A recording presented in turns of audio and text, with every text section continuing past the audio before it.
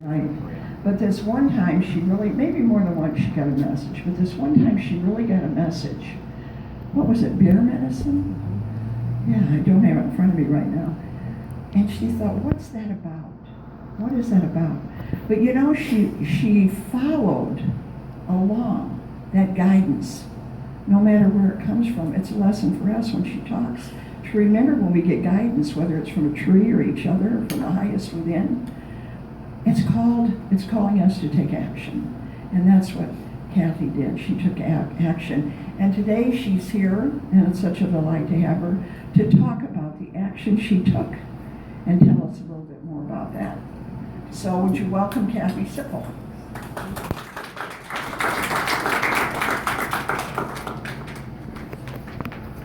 Thanks, Carol. And thanks for setting up my story too, because I have a lot of storytellers in my family, and my cousin Charles here in the front row is up from Florida. We were lucky enough to have my uncle drop by for dinner last night. He's from Cincinnati. It just turned out that we had multiple family members in town, and we were recalling how much we love telling stories around the campfire. And my grandfather in particular was a very notable storyteller. And I told him, the only problem I really have is knowing where to start and where to end, because I could tell stories forever, you know. So I had kind of come up with an idea for beginning and end, and I don't want to stray too much from just the lovely intro you set up for me going right into bear medicine, but I feel like I do want to give you a few words about where have I been. It's been about 8 years, actually, and I brought some props for show and tell. In this book, I got a chance to write about what took me out of my regular world, which was living here in Valparaiso, attending Unity in the Dunes pretty regularly. I had a career as a real estate professional, and I was doing really well in that world. And it was 8 years ago last week that I got a call that would change my life. My sister in Detroit phoned, and it was 4 o'clock in the morning. Never really a good thing when you get a call at 4 o'clock in the morning. It's never usually you won the lottery. You know, you think what happened and to who. And she told me that our other sister, our youngest sister, had lost consciousness that night, and they didn't know what was wrong. I still get pretty choked up trying to talk about this. So she said, we don't know if she's going to make it. If you want to see her, you really should come. And we actually had tickets to see the Dalai Lama in Madison, Wisconsin that same day. So we were up at 4 a.m. packing our car, ready to get on 94 and go west to Madison. And instead we ended up going east to Detroit. And we ended up staying for nearly 6 months, off and on, back and forth between Valparaiso and Detroit. And so she had, you know, I don't want to dwell on my sister, probably all of you know what happened. And part of the reason that you know what happened is because I started this community online called Care Pages, and your prayers were with me in Detroit and in her hospital room. I would read your messages to her. And my sister also attended Unity at Renaissance Unity in Warren, Michigan, just outside of Detroit. And I would bring my laptop and live stream to service from there at her bedside. So whether you know it or not, you've been part of my community. I just haven't been here in real time, but many of you I feel connected to almost on a daily basis. I saw Sharon and like, oh, you know, I know what's going on with you on Facebook, and Carol and Ron. And I gave Ron a shout out today that, Ron, you were the first person who ever told me about YouTube. I didn't know about YouTube until You Ron. didn't know about YouTube? Ron knew it first. He knew it first. It was maybe 2007 or something. Yeah, me. I'll tell you what, in July of 2008, I didn't know about Facebook. I got into social media really because it helped me create community virtually. When I really needed to do that, going back and forth from Valparaiso to Detroit, it was very difficult to maintain relationships. And I love that the daily word today was about relationships. I looked it up this morning and thought, you know, the daily word has never steered me wrong. So I'm going to see what that's about and how to tie that in. And so I just valued so much something that some people think is so silly, Facebook. Well, what does that really mean? To me, it was everything. It's the way that I could stay in touch with you, and it's the way that I could stay in touch with Detroit. And in fact, people from all over the world were united in that online community. And so I think what happened to me is I realized that I need to be a community builder. And so to do that, I need to take the best of what I've learned here at Unity in the Dunes, and I need to tell other people about Unity in the Dunes. So some people might see that as self-promotion, but I'm not really promoting myself. I'm promoting you. I think it's a wonderful community. I just feel that here in Northwest Indiana, we kind of maybe suffer from an identity crisis. We don't always think that we're the best community. And I, in fact, think it's a pretty awesome place to live. I mean, Valparaiso, I'm not sure if you know it, but it actually means Vale of Paradise. Did you know that? Yeah, that's what it translates to in Spanish. And I see Gina just came in back row. Hey, Gina. Gina and Susan also is here, who was in my Master Naturalist class. We actually took a class that taught us how this Vale of Paradise was formed from the glaciers that came through our area. And we're kind of where glaciers came to die, to be real honest with you. If you look at, Lake Michigan is what got carved out and filled back in. We learned all kinds of really interesting things about how our natural community came to be. And so I've just been spending a lot of time over these last 8 years figuring out, what do I do with the social media self that got created, and then this ever expanding, desire to plug in and be part of nature. And this year, it came together for me, and I've got a tree to thank. As Carol mentioned, I have been, outed as a tree hugger now for probably close to 5-6 years. Anybody who follows me on Facebook, I talk about it quite a lot. And although I might not be here in person at Unity in the Dunes, I am with you in spirit. And I say that I used to go to a church called Unity in the Dunes. Now I'm pretty much having my church in the dunes, in the actual dunes, is where you'll find me most Saturdays, Sundays, or any day that I can get out and go to the dunes. And to be real honest with you, after that 6 months of being back and forth between here and Detroit, I mean, it destroyed my career. It really took a toll on many relationships, on our financial selves. It was just very expensive to maintain households in 2 different places. And if you'll recall, that was 2008. That's when the whole country was kind of in upheaval with finances, and there were all kinds of things going on, really nuts. And so my husband looked at me one day and he said, "How do you think we're going to heal? How do you think we're going to get back to normal? Will we ever be back to normal?" And kind of on a whim, I just said, "I think after we've walked 500 miles, we're going to be okay." And I love singing. I'm really trying not to burst into song up here, but does anybody know that song by the Proclaimers? I will walk 500 miles, I will walk 500 more.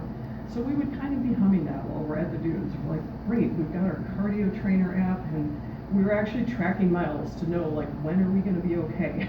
Oh.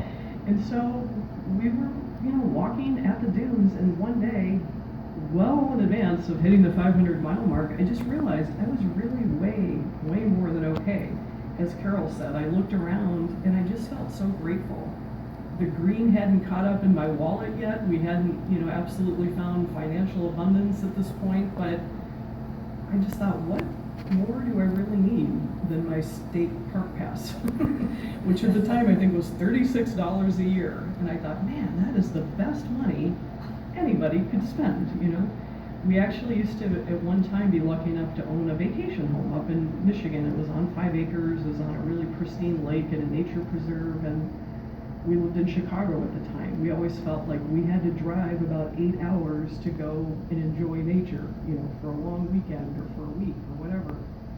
And then when I was in real estate, I barely ever had time to go out and enjoy nature. My weekends were spent, with buyers, with sellers, and again, I was blessed to be one of the top performers in my office, and it was great financially, but it was really taking a toll on my health, and I'd never taken notice of all the beauty around us, all this beautiful nature, all these, we've got Shirley Hines Nature Preserve over on 700 North, We've got Tall Tree Arboretum. We've got the DNR property that's at Mesca Road, right off Calumet.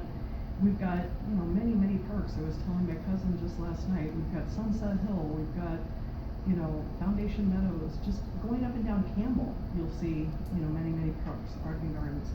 So anyway, that's kind of my new thing. Instead of having a vacation home, my vacation is in every park. And I can get there in about 5 minutes to 20 minutes, depending on which park I choose. So back to this very special tree. Just as I would have probably felt silly sitting in service with you and not knowing your names, after a while I felt kind of silly being at the dunes and not knowing the names of the plants or the nature of the trees or the plants that I was seeing. And it's almost like after a couple of years, I wanted to step up my game. I wanted to be in relationship with these plants, with these trees. And there is one tree off of Trail 9, for anybody who has been there, I bet you might even know which tree I mean. It's just got little nubs on it that look like outstretched arms. It looks like a bear standing on its hind legs with arms, just kind of daring you to hug it. And it was winter time, I remember, it was December 26th, and I just went up and hugged the tree. I told my husband, here, hold the dog's leash, I'm gonna hug this tree.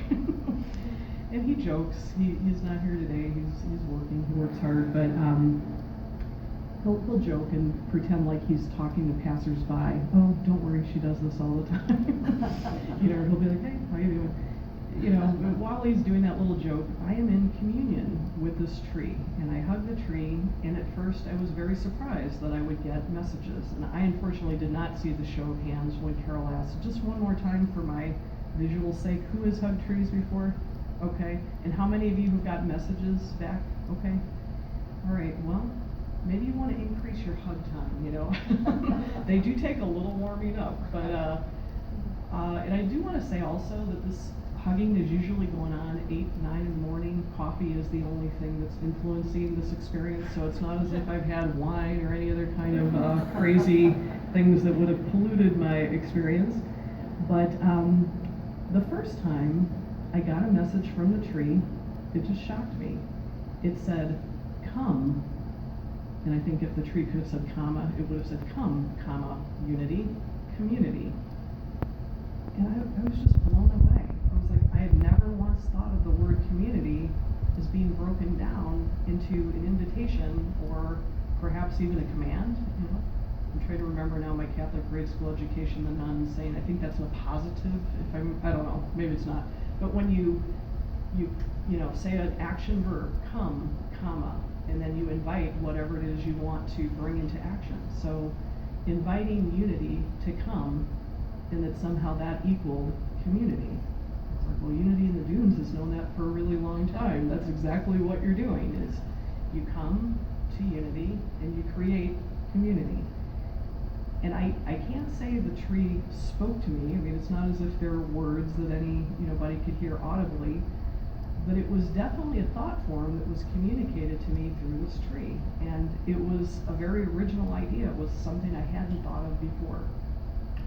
The tree went on to give me such little bits of wisdom as to give me some career advice. The tree thought I'd make a pretty good forest bathing instructor. Has anybody ever heard of forest bathing? It's known as, I'm probably going to get this wrong, but in Japan I think it's called Shin-Yoku.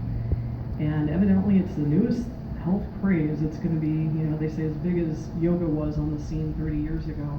But it's basically the idea that you spend time in nature and you're not removing clothing for this type of bathing. You're just actually spending time in the forest and kind of being bathed by the chemicals that are released by the tree.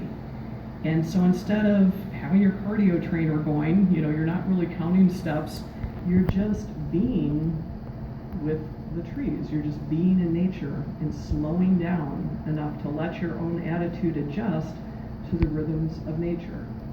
And it's actually a real certification that you can get. Somebody as close to Chicago provides that. But I thought, okay, I'm already a Reiki master, I'm a master composter, recycler, I'm a master naturalist. Do I really need another piece of paper? Or do I just need to kind of do? So I didn't act on that yet with the tree. But fast forward this year, last fall I was doing a talk at VU for the Engineers Without Borders, and they had told me this would make a great TED Talk. Well, TED Talk has been kind of on my bucket list for a while because I'm crazy about TED Talks. Just show of hands, does everybody know what I mean by TED Talks? Okay, a lot of you. It's very short, informative talks, and not my strong suit, short talks. So this is definitely better for me to have a little length of time. I'll have to keep my eye on the clock to make sure I don't go too far. But anyway, I was very encouraged that they thought it would be a good TED Talk, and they told me how to submit my idea. I got an interview. I was invited back to come for a second interview. And so imagine my surprise on December 31st when I got an email that said, competition was tough, you've not been chosen. Like, if they hadn't asked me to come back for a second interview that I never got, I wouldn't have been disappointed or surprised because I'm sure the competition was tough. But the cool thing was, thinking I was going to have that opportunity, it made me go really, really deep into the topic that I wanted to explore for the TED Talk, which was social permaculture. And I know that might be a new term. Is there anybody that's not a new term for? Okay, all right, Phil, Susan, because you guys have kind of heard this a little bit.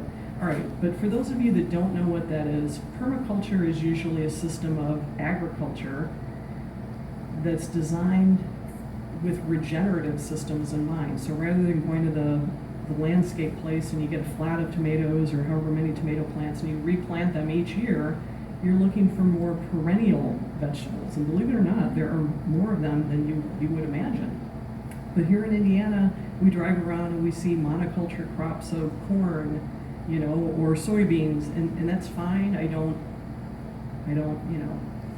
think anything badly of those farmers, but you kind of get the idea that you gotta go big or go home, and that somehow polyculture or being planted together just doesn't work, or we've not even been exposed to that idea. But in permaculture, I'll just give you one quick example of how it works. There is a guild, a plant guild known in the Native American tradition called Three Sisters. Has anybody heard of that? It's corn, beans, and squash. And they're all planted together in the same hole. And most gardeners would think, well, isn't that bad? Aren't they going to crowd each other out or be competing for nutrients? But just as we said in the Daily Word today, there is a place where it's above competition. It's the place where all things can come into their fullest expression. And these three sisters, by being planted together, actually add to one another's beingness.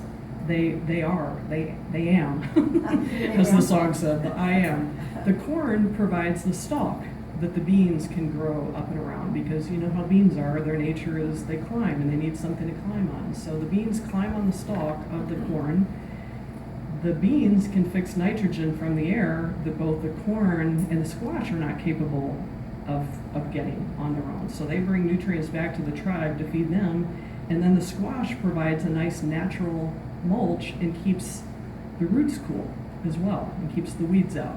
So it's just like a very nifty little system that they have. So what does that have to do with trees and Kathy hugging trees and everything like this? On New Year's Day of this year, I was hugging my special bear tree, and basically the tree said, don't worry about the TED Talk. That was just a warm-up. What you're supposed to do is bring bear medicine from the forest to the world. And this is the longest conversation I'd had with this tree. And they said, will you partner with me to bring bear medicine from the forest into the world? And a tree had never asked me anything before to partner with it, so I did say yes right away. And when my husband inevitably asked me, all right, what did the tree say today? I said, I just agreed to partner with this tree to bring bear medicine into the world. And that's B-E-A-R, in case I sound like I'm saying beer. Some people thought it was B-E-E-R, which they didn't think would be a really hard sell, But no, it's bear medicine, and I realized I had absolutely no idea what was bear medicine. I just agreed to something and didn't know what it was. So I went back home, good old Facebook. I am actually a member in a Facebook group called Sisterhood of the Talking Trees. And I thought if anybody would know, I bet they could give me some tips as to what I just agreed to. And they told me that really it's open to interpretation. If I've been talking to a tree, I need to trust, my own wisdom to interpret what that meant, and that I would know. But here were some tips, here were some ideas that I could go into. So bear, in either the Celtic tradition or the Native American tradition, usually symbolizes something that you do on behalf of the community. So I thought, check. This tree had already invited me at one point into Unity. And that's why I thought when Carol invited me here today to come to Unity, that was kind of perfect too. But what I decided bear medicine meant for me and what I could do for Northwest Indiana was to establish a time bank. And so for those of you that don't know what time banks are, it's where I made this little short thing to explain it in an easy way. It's where you get paid back for paying it forward. So members exchange service hours with one another to help each other out, kind of like the three sisters help each other out. You know, the beans can fix the nitrogen, okay? So what can I do that other people can't easily do or don't yet know how to do? I can take people on nature walks, and I see at least one person in this room that I've taken on a nature walk and might have, hugged a tree with. Tanya, that was Tanya. And Tanya is really, really good at making raw vegan desserts. So that was our trade. Sometimes trades happen one-on-one, and sometimes they can happen where you help one person, and that person helps another person, that helps another person. So it becomes this alternative community currency that's not based on money. It's just based on time. So everybody's time is exactly equal. And so it's a work in progress, quite frankly. I mean, I'm happy to have several members in this room. Meenakshi is a member. She was an early supporter of the Time Bank. Phil, Susan's a member of the Time Bank. I've got a lot of members. Stephen, Dana, I don't want to leave anybody out. But you guys have stepped up and said, hey, I see the value of this currency, and I want to be part of healing our local economy, doing for each other things that we're very willing to do, things that I learned people were willing to do for me and my family when we were in Detroit, that without the internet, without the system, people would have had the good intentions, but no way to actually execute on it. So we use a software called Our World. It's Our with an H, kind of double entendre there, hours that we're sharing with one another to create balances, and share hours, and it's just been a beautiful, beautiful thing. So this just happened from hugging a tree on January 1st of this year. And I think it's pretty interesting that the crowdfunding platform that we used to actually successfully launch this project was called We the Trees. How appropriate could that be? And we got there, very, very quick, and we were able to bring in a trainer from Portland, Maine, who helped us. And so I think I'm probably gone over my time. No, I'm okay. All right. Well, I'm about to wrap up, but I just want to encourage people, whether you want to check out the Time Bank and be part of bringing your own gifts and your own, beauty into this wonderful recipe for community polyculture, for community, it's community gardening in a social sense, So I am a community gardener where I garden with others and we learn from one another how to grow better tomatoes or zucchini. But I feel like in this community garden of skill sharing, we are continually learning from one another, the things that we love to do and the things that we would gladly do. No one is asked to contribute services that they don't want to do, which is the beautiful thing. So I envision a world where we're all healthier, happier, and living more abundantly because we get to do more of the things that we love. We pick up some new skills along the way, and we meet some pretty cool people. So in any case, I encourage you to hug a tree. They've got a lot of wisdom, and I'm glad that this is becoming a thing that's actually noted by scientists too. That this is not just Kathy Sipple out here saying that this happens. In my mind, there are things called mother trees that actually spread news. They spread information about pests that are coming to rest on their leaves, and they can notify other trees in the network, so that they can start producing toxins that will ward off this particular beetle. Isn't that incredible? And they do it all through the mycelium network, which is the basis of what you see as mushrooms that fruit on the surface of land. The mushroom is only the fruiting body, but underneath that is this whole vast mycelium network that connects trees, it connects all manner of things below the soil. Isn't that incredible? And so that's how they can actually send these impulses, and it's just amazing. So I hope that doesn't scare you or make you worried that you invited me here today. But I just want to invite all of you, into obviously Unity. If you're here for the first time, it is a really pretty cool place to be. And I credit Unity in the Dunes for kind of putting a lot of these ideas in my head that made me the kind of person that would be okay with going out and looking for answers from trees. But an invitation to Unity, whether it's Unity, in the time bank, or just if you want to apply these permaculture principles in your own social relationships, I just dare you to think of one gift that you can give of yourself in service that you'd like to do more of, and think of ways that you could share that with others. And also, the flip side of that is what you can receive. So this is another message that I saw from the forest, is the complete cyclical nature of what they do. There is no part in the forest that isn't important for its regenerative way of being. There's a really interesting sign that you see when you come in to the dunes by the nature center that says, "Do not remove fallen logs." It's an important part of humus building. And I just think it's so cool that humus shares the same root word as human. So, ashes to ashes, dust to dust, it kind of puts a different spin on it, doesn't it? So we're all here in our cycle exactly where we should be. And I say, it's about time for bear medicine. Hug a tree. That is all. Thank you.